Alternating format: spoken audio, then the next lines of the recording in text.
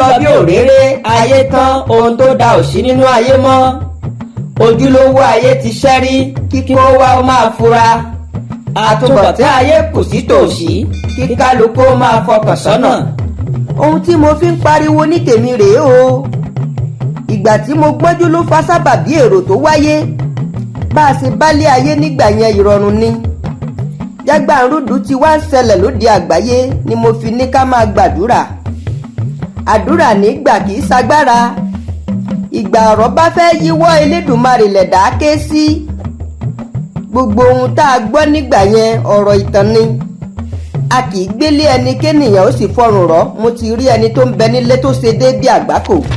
Irú ayé wo lèyí o? Ẹ̀dá wa ń bínú ara wọn láì lè sọ̀dí tí wọ́n fi ń bínú. Ṣé gbogbo wa ti wá padà lọ́nà Olúwa ni? Ìṣoore ò sí mọ́. Ọ̀pọ̀ ló yàrá òṣìkà láyé. Wọ́n wá ń tara wọn lọ́fà gbáà. Gbogbo ẹ̀dá tó ń ṣìkà láyé ẹ jẹ́ fura.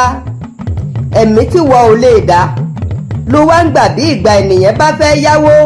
Mo fẹ́ kó o rántí pé ẹjọ́ wà lọ́rùn níwájú Olúwa. Àròrò tẹ́lẹ̀jọ́ rẹ àwé tó o bá fi lè gbáyé tàfà sókè. Gbogbo ọ̀tàfà sókè yìí ló borí ẹ rọra. Ìjìyà tí ń bẹ lọ́jọ́ ẹ̀san lèmi rántí. Ohun tí mo gbà lérò ni pé níbo lo fẹ́ yọjú sí níwájú Olúwa. Ọjọ́ tí gbangba dẹkùn tí kedere ó bẹ̀ wò pátá. Tó níṣẹ́ oró àwa máa ṣe láìlá. Ayé ti bọ́lẹ̀ ó dàsàkù ó tán o.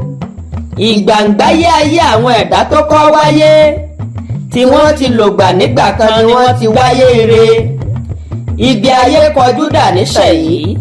Ohun gbogbo ló ti dìrá. Ayé wá di bọ́ọ̀lẹ̀ kájà ọkọ̀ èrò àwa ẹ̀dá. Ẹnu ọmọ olówó lóbì tí ń dùn ẹni tó ti lọ́lá láyé ló ń lọ́lá sí. Gbogbo ènìyàn tó ń bẹ Olúwa ò ráàyè lówó láyé mọ́. Ọmọ aráyé ti gbésù sọ́kàn po. Ẹ̀dá wá ń gbé ilé ayé ní bòǹbò. K'Olúwa ó gbani lọ́wọ́ àgbákò. Ọmọ ẹ̀dá, ẹ jẹ́ ká máa rántí àwọn ènìyàn tí wọ́n ti wáyé tó ti lọ. Ṣé gbogbo wa ló rántí Lásárù nígbà tó wáyé? Ó ṣaláì níjọbọ lọ. Ẹ wá wo ẹni tó lọ́wọ́ lọ́wọ́ lásìkò tí mò ń wí. Níwájú Olúwa ló ti ń ṣàbámọ̀. Òtítọ́ lówó dá a lára, bẹ́ẹ̀ ni gbogbo ènìyàn ló fẹ́ lówó lọ́wọ́. Èdùmàrè tó dá ẹnu ní bùnbù, ó ti dáhùn tí ẹnu òun ó jẹ. Ṣebí ọba tó dára jí eléwé ló tún dára jí aláṣọ. Èdùmàrè tó dá kẹ́ńkẹ́ń tó ń rìn nílẹ̀ bíntín ló dá ẹni lákàtàbú tó wà níjù. Iṣẹ́ ọwọ́ Ọlọ́run ọba ìyanu ni. Ọba òkè tó dólówó ló dá tálákà ó sì lè pé kó lówó lọ́wọ́. Kábíyèsí sì lọ́ba tó dá gbogbo wa, ta ló fẹ́ bí ọ? Kábíyèsí sì lọ́ba tó dá gbogbo wa, ta lẹni tó fẹ́ bí Olúwa? Èdùmàrè tí í fúnni lọ́rọ̀ nígbà tó bá fẹ́, tó lè sọ agbéraga iwájú di ẹni lẹ́lẹ̀. Gbogbo ènìyàn tí ń wówó, ẹ lé ayé níwọ̀n ilẹ̀ lójú o. Kẹ́ ẹ má tẹlẹ̀ lókìdo. Ọba òkè ní fúnni lówó, ọgbọ́n ẹ̀dá ò tó kó má bàa dàbámọ̀.